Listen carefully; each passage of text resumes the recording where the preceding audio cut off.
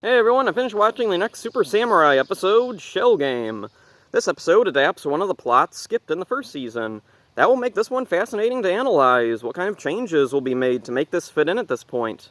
A new Nylok, Armadevil, agrees to cause havoc on Earth. Antonio goes fishing and doesn't notice his morpher fall out of his pocket and get kicked away. Okay, that's a pretty funny way to keep him out of the action. It's very reminiscent of the kind of thing that would have happened to Tommy back in Mighty Morphin. Bulk and Spike find Antonio's morpher and think it's just a typical phone and try to find who it belongs to. That's a great way to utilize them. The Nylok attacks and Mentor G calls Antonio. Bulk answers, thinking it might be the person who lost it. He hears G give directions and hang up.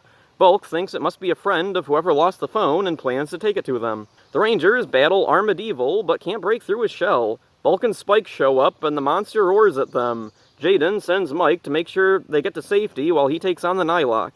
Armadevil begins to dry out and retreats. The Rangers regroup at the Shiba house. Kevin starts to formulate a plan. Antonio, meanwhile, is still fishing and has no idea what's going on.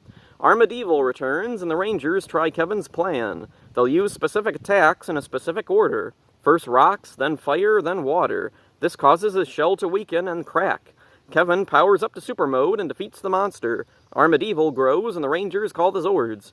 We sit through the entire summoning sequence. The Zords each come out, the Rangers each enter the cockpits, and then the Zords combine. Geez, I don't know why Samurai pads for time so much when Shinkenger has longer episodes, and we're adding Bulk, Spike, and Antonio on top of a pretty close adaptation. Maybe Decker and Dayu had scenes that wouldn't fit in this new placement. The Rangers use the black box to form the Claw Armor Megazord, along with the Samurai Battle Cannon, and destroy Armadevil for good. Bulk and Spike, meanwhile, are back at the docks and decide to leave the phone where they found it. The Rangers come and find it, they return it, and Antonio sees he has 34 missed calls. This is another great episode. There's a lot of unintentional Mighty Morphin callbacks. Firstly, the various editing tricks to make this episode fit where it's been placed. It's just like what Season 2 and 3 of Mighty Morphin would do. Antonio loses his morpher, just like Tommy misplaces his in many classic episodes. The Claw Armor Megazord replacing the original Megazord is just like when they swapped the Thunder Megazord and the original Megazord for Ju-2 scenes. Some new footage of Kevin's powered-up mode is spliced in. Mighty Morphin's second and third seasons would do this a lot to include our lineup of Rangers instead of Dai Ranger or Kaku Ranger. The villains have footage from a different episode used to keep Dayu out, since she's not with them at this point in our story. This has happened in many seasons, using whatever footage of the villains we need to fit the context of the story. It's especially common when all the bad guys are in monster suits and can be dubbed over with whatever. Sentai even does this. Another odd callback is Armadevil himself, and especially his ability to roll into a ball. This is very similar to Sakadillo.